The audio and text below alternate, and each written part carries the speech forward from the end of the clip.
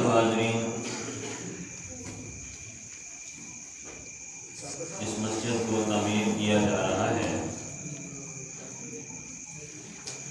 بڑے ہی خوش نصیب لوگ و احباب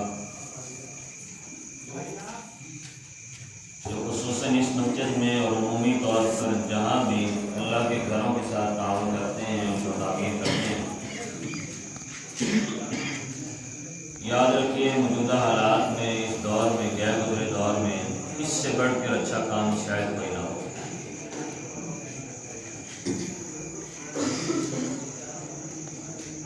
اللہ رب العزت ہر وہ آدمی، ہر وہ فرد جس حوالے سے سوچتا ہے، محنت کرتا ہے، کوشش کرتا ہے، تعاون کرتا ہے، اللہ اس کے مال جان میں برکتیں عطا فرمائے، دنیا و آخرت میں شرف قبولیت عطا فرمائے، اور ہمیں اور بڑھ چڑھ کے حصہ لینے کی توفیق عطا فرمائے۔ مسجد کے حوالے سے اور باقی معاملات کے حوالے سے شیخ محترم گفتگو فرمائیں گے۔ میں علماء کرام کی موجودگی میں کوئی لمبی چوڑی گفتگو نہ کر سکتا ہوں، نہ کروں گا۔ احباب یہ بات یاد رکھیں، اس دنیا میں رہتے ہوئے اللہ رب العزت نے ہمیں مسلمان بنایا، یہ اس کا سب سے بڑا احسان ہے ہم پر۔ مسلمان کے لیے جو سب سے بڑی بات ہے، جو سب سے بڑا حکم ہے کہ اللہ فرماتے ہیں اے ایمان والو، تم اللہ کی اطاعت کرو اور اس کے رسول کی اطاعت کرو، اس کے نبی کی فرما برداری کرو۔ وَأُولُو الْأَمْرِ مِنْكُمْ، اور تم میں سے جو بڑا ہے اس کی بھی پیروی کرو، اس کے بھی پیچھے چلو۔ بالکل سمپل سادہ سی بات ہے قرآن کی اس آیت میں کہ اللہ کی اطاعت کرو، محمد رسول اللہ صلی اللہ علیہ وسلم کی پیروی کرو، اتباع کرو، فرما برداری کرو، اور اولی الامر جو تم میں سے بڑے ہیں، جن کو آپ بڑا سمجھتے ہیں، وہ کوئی امام ہو، وہ کوئی خطیب ہو، وہ ملک کا حکمران ہو، وہ کوئی محلے کا بڑا ہو، وہ کوئی گھر کا بڑا ہو، جس سے آپ سمجھتے ہیں بڑا، آپ اس کی اتباع کریں، فرما برداری کریں، پیروی کریں۔ فَإِن تَنَازَعْتُمْ فِي شَيْءٍ فَرُدُّوهُ إِلَى اللَّهِ وَالرَّسُولِ، ساتھ ہی اللہ فرماتے ہیں کہ اگر ان کی پیروی کرتے ہوئے، اتباع کرتے ہوئے، فرما برداری کرتے ہوئے اختلاف ہو جائے، لڑائی ہو جائے، جھگڑا ہو جائے، تو کیا کرنا ہے؟ فَرُدُّوهُ إِلَى اللَّهِ وَالرَّسُولِ، تم لوٹ جاؤ کس کی طرف؟ اللہ اس کے رسول کی طرف۔ ان کنتم تؤمنون باللہ، اگر تم اللہ پر اور آخرت پر اگر ایمان رکھتے ہو۔ ذالک خیر و احسن تاویلا، یہ تمہارا لوٹ جانا یہ بہت ہی اچھا عمل ہے، اس کا بدلہ دنیا میں ملے گا اور آخرت میں۔ اب سوچنے والی بات یہ ہے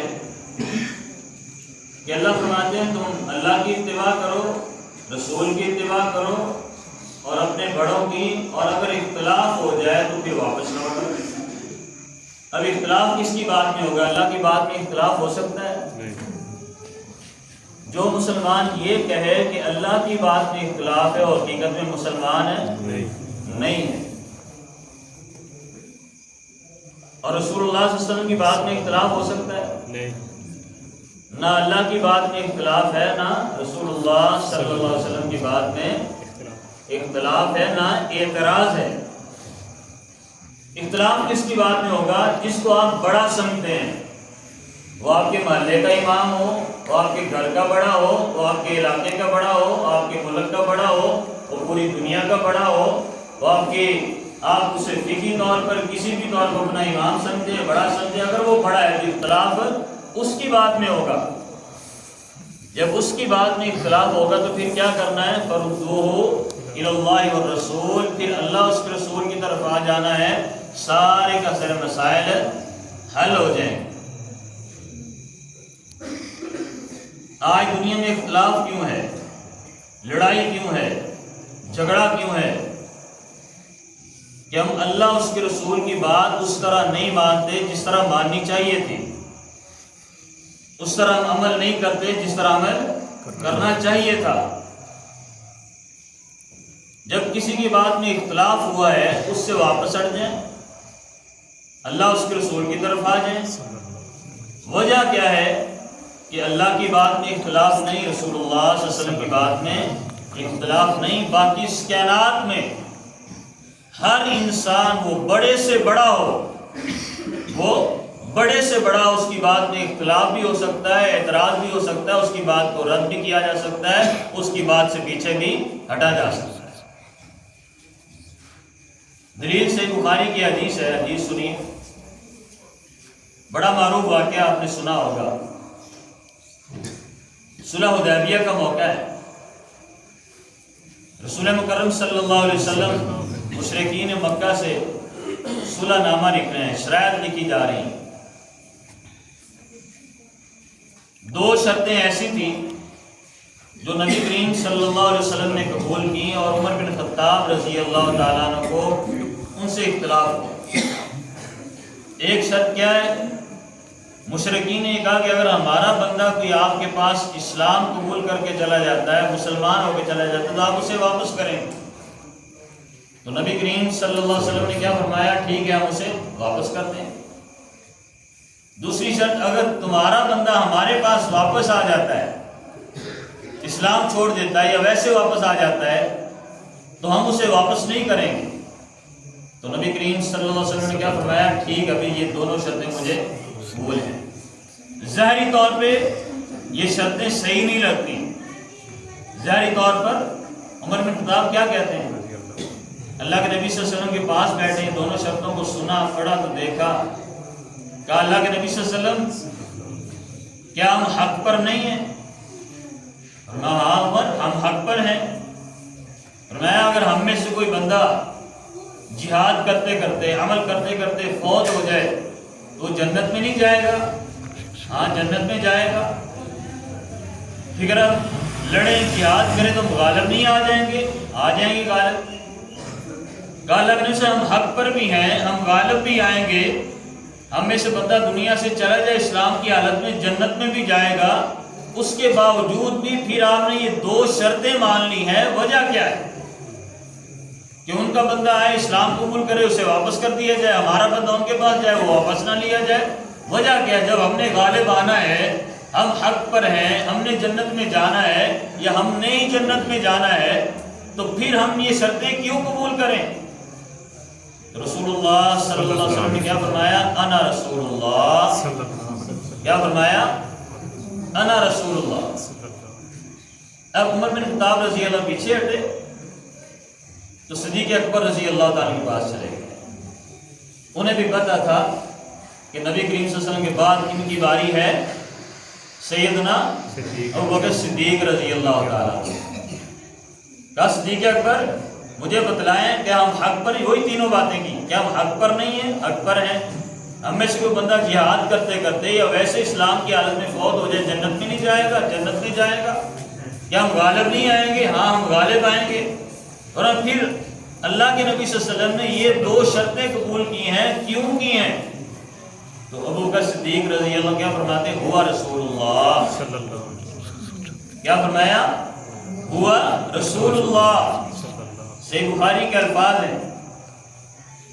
عمر بن خطاب رضی اللہ تعالیٰ فرماتے ہیں اے صدیق اکبر، سمجھ نہیں آتی، اللہ کے نبی صلی اللہ علیہ وسلم کے پاس جاتا ہوں تو فرماتے ہیں انا رسول اللہ، آپ کے پاس آتا ہوں تو آپ فرماتے ہیں ہوا رسول اللہ. سمجھائیں وجہ کیا ہے؟ فرمایا عمر، جس کو رسول مان لے اس کی بات پہ اعتراض ہے، جس کو نبی مان لے اس کی بات پہ اعتراض ہے. یا ایھا الذین آمنوا اطیعوا اللہ واطیعوا الرسول. اللہ کی اتباع کرنی ہے، رسول اللہ صلی اللہ علیہ وسلم کی اتباع کرنی ہے. ظاہری طور پہ اگر عقل نہیں مانتی نہ مانے، سمجھ نہیں آتی نہ آئے، معاشرہ نہیں مانتا نہ مانے، وہ صحابی کیوں نہ ہو، وہ پوری امت کیوں نہ ہو، وہ پوری کائنات کیوں نہ ہو، نہ اللہ کی بات کا انکار کیا جا سکتا ہے، نہ محمد رسول اللہ علیہ وسلم کی بات کا اعتراض کیا جا سکتا ہے۔ باقی اس کائنات میں بڑے سے بڑا کوئی آ جائے، ساری کائنات کی بات کو رد بھی کیا جا سکتا ہے، جھٹلایا بھی جا سکتا ہے، انکار بھی کیا جا سکتا ہے، اس سے پیچھے بھی ہٹا جا سکتا ہے، اس کی شان اور مقام میں فرق نہیں آ سکتا، لیکن محمد رسول کی بات سے انکار ہے۔ وجہ صحیح بخاری مسلم کی حدیث، محمد فرق بین الناس، کائنات والو محمد صلی اللہ علیہ وسلم یہ جو نام ہے، یہ جو لفظ ہے، یہ پوری کائنات میں فرق رکھنے والا ہے، ساری کائنات کو چھوڑا جا سکتا ہے، جھٹلایا جا سکتا ہے، اس کی بات کا انکار کیا جا سکتا ہے، محمد الفرق بین الناس نہیں چھوڑا جا سکتا، تو محمد رسول اللہ علیہ وسلم کی بات کو نہیں چھوڑا جا سکتا، ان کا انکار نہیں کیا جا سکتا۔ سیدنا صدیق اکبر رضی اللہ تعالیٰ عنہ خلیفۃ المومنین ہے، خلیفۃ المسلمین ہے، آقا علیہ السلام اس دنیا سے رحلت فرما گئے۔ ایک قبیلہ آیا، اے صدیق اکبر رضی اللہ تعالیٰ عنہ ہم نے بڑی جنگیں کی، بڑی لڑائیاں کی، آخر ہم تھک ہار گئے ہیں، اب ہم لڑنا نہیں چاہتے، اختلاف نہیں کرنا چاہتے اور اسلام بھی قبول نہیں کرنا چاہتے، آپ ہمارے ساتھ کچھ شرائط طے کر لیں، معاہدہ کر لیں، ہم جزیہ دیتے رہیں گے اور آپ کے ساتھ رہیں گے، اسلام بھی قبول نہیں کرتے اور لڑنا بھی نہیں چاہتے۔ ٹھیک ہے، معاہدہ لکھا گیا، شرائط لکھی جا رہی ہیں، سیدنا صدیق اکبر رضی اللہ تعالیٰ عنہ شرائط لکھتے ہیں، لکھتے لکھتے ایک شرط اپنی طرف سے کہتے ہیں، آنے والوں تمہارے ساتھ ہم نے بڑی جنگیں لڑی ہیں، تمہاری وجہ سے اسلام کا بڑا نقصان ہوا ہے، ہمارے نبی کے صحابہ بے شمار صحابہ شہید ہوئے ہیں، ساری شرائط تب قبول ہوگی جب تم جتنے بھی صحابہ تمہارے ہاتھوں شہید ہوئے ہیں نا، سارے صحابہ کا تم فدیہ دو گے، پھر ہم تمہاری شرائط قبول کریں گے۔ اب یہ شرط لکھی جا رہی ہے، انہوں نے کہا ٹھیک ہے جی ہمیں قبول ہے، آپ لکھیں ہم فدیہ دینے کے لیے تیار ہیں۔ جب یہ شرط لکھی گئی تو عمر بن خطاب رضی اللہ تعالیٰ عنہ کھڑے ہو گئے،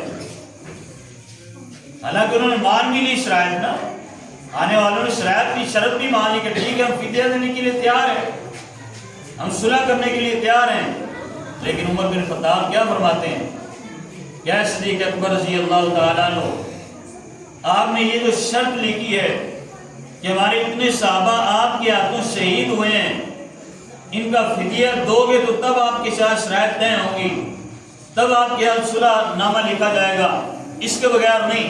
مجھے بتلائیں کیا محمد رسول اللہ صلی اللہ علیہ وسلم کی کوئی حدیث ہے آپ کے پاس؟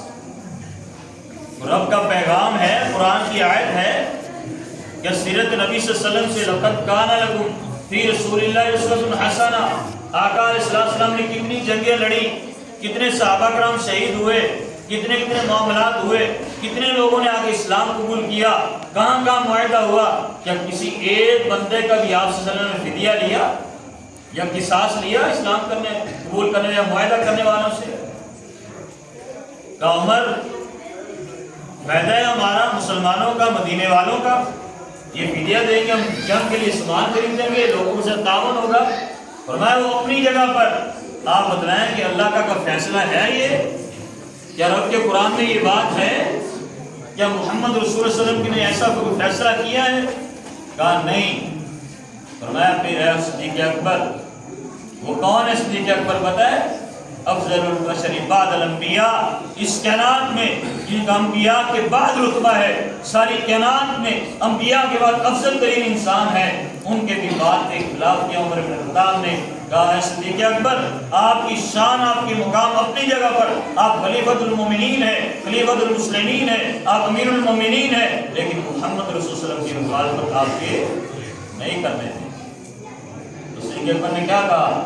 آمنا وصدقنا، اے عمر تو نے میری آنکھیں کھول دی ہیں، یہ میرا فیصلہ غلط ہے، میں اپنا فیصلہ واپس لیتا ہوں، فردوہ الی اللہ والرسول۔ ہم نے کبھی ایسے سوچا جو میرے فیصلے کے خلاف بات کرتی ہے، یا میری بات پہ اعتراض کرنے والا کون ہوتا ہے؟ آج کہتے ہیں جناب میں نے فیصلہ کر دی ہے، میں چودھری علاقے کا، میں بڑا ہوں، میری بات کا انکار کون کرنے والا؟ نہیں، ایک ہی ذات بڑی ہے، محمد رسول صلی اللہ علیہ وسلم، نہیں انکار ہو سکتا، ان کی بات پہ اعتراض اور انکار نہیں ہو سکتا، بھائی ساری کائنات کے فیصلے کو رد بھی کیا جا سکتا ہے، اس کو بدلا بھی جا سکتا ہے۔ کامیابی تب ہوگی جب محمد رسول صلی اللہ علیہ وسلم کی سوا برداری کی جائے گی۔ وہ دنیا کا معاملہ ہو، دین کا معاملہ ہو، وہ کاروبار ہو، تجارت ہو، وہ نماز ہو، وہ زکات ہو، توحید ہو، ارکان حج ہو، وہ نماز ہو، کوئی بھی معاملہ ہو، جس میں آپ نے عمل کرنا ہے، عمل رب کی رضا کے لیے کرنا ہے، اس میں طریقہ رسول صلی اللہ علیہ وسلم ہونا ضروری ہے، ورنہ اس کو رد کر دیا جائے گا۔ کوئی امام ہو، کوئی قرآن ہو، کوئی بڑا ہو، کوئی چھوٹا ہو، اور کسی کی شان میں کمی نہیں ہوتی کسی کی بات کو رد کرنے سے، بلکہ اس کا مقام اور رتبہ بڑھ جاتا ہے جو اپنی غلطی کو مان لیتا ہے۔ سیدنا عمر بن خطاب رضی اللہ تعالیٰ عنہ، میں آخری بات بتا کے اپنی یہ واقعہ سنا کے بات ختم کرتا ہوں۔ عمر بن خطاب رضی اللہ تعالیٰ عنہ خطبہ دینے لگے، منبر پہ چڑھے تو ایک آدمی کھڑا ہو گیا، کہا ہے عمر بن خطاب رضی اللہ تعالیٰ عنہ، یہ جو آپ نے لباس پہنا ہوا ہے نا، یہ پچھلے دنوں جو مال غنیمت آیا ہے، اس مال غنیمت میں سے ایک ایک چادر سب کو ملی ہے، اور اس ایک چادر کا لباس ہمارا تو کسی کا بھی نہیں بنا، آپ کا لباس کیسے بن گیا؟ کون ہے عمر؟ عمر پتہ ہے کون ہے؟ جن کو دیکھ کر شیطان رستہ بدل لیتا ہے، جن کی وجہ سے اسلام کو عزت نہیں ہے، جن کی وجہ سے کفار لرزتے تھے، سامنا کوئی نہیں کر سکتا تھا، آج ممبر رسول پہ کھڑے ہیں۔ ایک عام سے آدمی نے کھڑا ہو کے پوچھا، اے عمر اس وقت تک خطبہ نہیں دینے دیں گے، جمعہ نہیں پڑھانے دیں گے جب تک اس بات کا جواب نہیں ہوگا۔ آج ہم کہتے ہیں میں تو چودھری ہوں جی، میرا فیصلہ، میں نے جو فیصلہ کر دیا اسے کون بدل سکتا ہے؟ کہا عمر بن خطاب رضی اللہ تعالیٰ عنہ، لوگوں اس بندے نے مجھ سے سوال کیا ہے کہ جس چادر سے ہمارا لباس مکمل نہیں بنا، اے عمر تیرا لباس کیسے بن گیا؟ اس کا جواب میں نہیں دوں گا، میرا بیٹا عبداللہ دے گا۔ کہا بیٹا کھڑے ہو جاؤ۔ عبداللہ بن عمر رضی اللہ تعالیٰ عنہ کھڑے ہوئے، کہا سوال کرنے والوں سنو، واقعتاً سچی بات ہے، حقیقت ہے کہ ایک چادر سے کسی کا مکمل لباس نہیں بن سکتا تھا، میرے والد محترم کا بھی لباس نہیں بن سکتا تھا، لیکن ایک چادر میرے والد محترم کو ملی تھی، ایک مجھے ملی تھی، میں نے اپنی چادر اپنے کو تحفہ دے دی ہے، دو چادریں ملا کے ان کا لباس بنا ہے۔ صحابی اسی جگہ پہ بیٹھ گئے۔ اب عمر بن خطاب کیا کہا؟ میری گستاخی کر دی آپ نے، میری بے ادبی کر دی؟ نہیں، خوش ہوئے، کہا مجھے پوچھنے والے موجود ہیں، فردوا الی اللہ والرسول، بڑے سے بڑا میعاد ہے، صدیق اکبر سے کوئی بڑا، عمر بن خطاب سے کوئی بڑا نہیں ہے۔ یاد رکھیے، وہ نماز کا مسئلہ ہو، نماز کے اندر رفع یدین کا مسئلہ ہو، پاؤں ملانے کا مسئلہ ہو، سینے پہ ہاتھ باندھنے کا مسئلہ ہو، سورہ فاتحہ کا مسئلہ ہو، آمین کا مسئلہ ہو، گھروں کے اندر لڑائی جھگڑے کا معاملہ ہو، صلح صفائی کا معاملہ ہو، لین دین ہو، کاروبار ہو، تجارت ہو، کسی بھی چیز میں کوئی ایک فیصلہ بھی میں کروں، آپ کریں، ہمارے بڑے کریں، اگر وہ فیصلہ غلط ہے تو اسے اللہ اس کے رسول کے قدر لٹا دیں، اس کے بدل جائیں۔ اسی بدلنے میں، واپس آنے میں، اللہ اس کے رسول کی اتباع کرنے میں ہی کامیابی کا ہے۔ اپنی ضد پہ اڑ جانے سے، اپنے آپ کو بہت کچھ کہنے سے اللہ اسے رسوا کرتا ہے، جو اپنے آپ جھک جاتا ہے اللہ اسے بلند کرتا ہے۔ سیدنا عمر بن خطاب رضی اللہ تعالیٰ عنہ اعلان کر دیا کہ لوگوں آج کے بعد حج تمتع کا کوئی احرام نہیں باندھے گا۔ وجہ کیا تھی کہ لوگ حج تمتع کا احرام باندھتے تھے، جا کے عمرہ کرتے اور احرام کھول کے تجارت کاروبار کرنا شروع کرتے، بیت اللہ خالی ہو جاتا، ویران ہو جاتا، رش نہیں ہوتا تھا۔ اعلان کر دیا کہ آج، حالانکہ وجہ بھی معقول ہے نا کہ یار لوگ جائیں صرف حاجی کریں، عبادات کریں، طواف کریں، بیت اللہ میں رش لگا رہے، رونق لگی رہے، اپنا ذاتی فیصلہ کر دیا اور کہا جو بھی حج کے لیے جائے گا، حج تمتع نہیں، حج قران کا احرام باندھے گا۔ حج قران کیا ہوتی ہے کہ آپ حج عمرے کا اکٹھا احرام باندھیں گے اور جا کے عمرہ کر کے جب تک حج مکمل نہیں ہوگا وہ احرام نہیں کھول سکتے. وہ 10 دن ہو، 15 دن ہو، 40 دن ہو، 6 مہینے، جتنا بھی ٹائم ہو، یعنی جب تک آپ نے جانا ہے حج کے لیے جتنے بھی ایام ہوں گے حج قران میں جب تک حج مکمل نہیں ہوگا وہ احرام نہیں کھول سکتے. اب عمر بن خطاب نے کیا فیصلہ کیا تھا؟ رسول کے سے ہٹ کر تھا، لیکن کیا تھا کہ بیت اللہ میں رونق لگی ہے، اللہ کے گھر میں رونق لگی، ذاتی فیصلہ تھا. اب صحابہ کرام نے احرام باندھنا شروع کیا. عبداللہ ابن عمر رضی اللہ تعالیٰ بیٹے ہیں، وہی عبداللہ بن عمر نے مسجد میں کھڑے ہو کے باپ کی گواہی دی تھی، بتلایا تھا کہ لباس کیسے بنا. آج کھڑے ہو گئے، احرام باندھا اور ساتھ اعلان کر دیا اللہم لبیک عمرۃ وحجہ، میں حج اور عمرے کا اکٹھا احرام باندھتا ہوں اور حج تمتع کا احرام باندھتا ہوں. لوگوں نے کہا اے عبداللہ، تیرے والد محترم امیر المومنین نے فیصلہ کیا ہے کہ حج تمتع کا احرام نہیں کوئی باندھے گا، تو اس کا بیٹا ہو کر، ایک بیٹا ہے پھر امیر المومنین ہے، 2 وجہ سے مخالفت کر رہا ہے، ایک امیر المومنین کی، دوسری باپ کی، والد کی. کہا لوگوں یاد رکھو، مجھے آج پتا چلا ہے کہ امیر المومنین عمر بن خطاب رضی اللہ تعالیٰ عنہ، میرے والد محترم عمر بن خطاب رضی اللہ تعالیٰ نے فیصلہ کیا ہے کہ حج تمتع کا احرام کوئی نہیں باندھے. میں نے حج تمتع کا احرام باندھا ہے، دین میرے رب کی طرف سے ہے، میرے باپ کی طرف سے نہیں. جاؤ جا کے بتلا دو کہ آپ کے بیٹے نے حج تمتع کا احرام کیوں باندھا ہے، کہ محمد رسول اللہ صلی اللہ علیہ وسلم نے حکم دیا تھا، حج کا طریقہ بتلایا تھا، آپ نے پابندی نہیں لگائی تھی. میرا باپ کون ہوتا ہے، وہ امیر المومنین بھی ہو، فیصلہ محمد رسول اللہ علیہ وسلم کے مطابق بتلایا گیا. ایک روایت میں عمر بن خطاب نے سجدہ کیا، اللہ تیرا شکر ہے میری اصلاح کے لیے میرا بیٹا ہی کھڑا ہو گیا. آج ہمارے معاشرے میں اچھا چھوٹا سا ہو کے مجھے سکھانے آ گیا ہے، اس کی اوقات کیا، کہتے کہ نہیں کہتے؟ ہم تو راضی ہوتے ہیں معذرت سے ناراض نہ ہوں، ہم تو یہ ہیں فلاں نے میرے فیصلے کو جھٹلا دیا. اطیعوا اللہ واطیعوا الرسول واولی الامر منکم فردوہ فإن تنازعتم فی شیء فردوہ الی اللہ والرسول. صرف نماز کا معاملہ نہیں، صرف نماز کا معاملہ نہیں، بیٹیوں کو وراثت دینی ہے، اپنی وراثت تقسیم کرنی ہے، گھر کے معاملات ہیں، لین دین ہے، تجارت ہے، کاروبار ہے، اٹھنا بیٹھنا ہے، محفل مجلس ہے، دوست یاری ہے، رشتہ داری ہے، محلے داری ہے، کوئی بھی ایسا معاملہ جو اللہ اس کے رسول کے مخالف ہے، اللہ کی قسم واپس آ جائیں، دنیا میں بھی کامیاب ہو جائیں گے، آخرت میں بھی کامیاب ہو جائیں گے. اگر اپنی ضد، ہٹ درمی، اناء اور تکبر کی بنا پر، حسد کی بنا پر، بغض کی بنا پر، میں نے جو فیصلہ کیا ہے مجھے کون پوچھنے والا ہے؟ پوچھنے والا ہے، جب وہ پوچھے گا نا پھر چھڑانے والا کوئی نہیں ہوگا، پھر چھڑانے والا کوئی نہیں ہوگا. آج اس نے موقع دیا ہے، وہ اپنی ضد، اپنی ہٹ درمی چھوڑ کر اللہ اس کے رسول کی طرف آ جائیں گے تو دنیا بھی کامیاب ہو جائے گی، آخرت بھی کامیاب ہو جائے گی. اللہ سے دعا ہے عمل کی توفیق عطا فرمائے.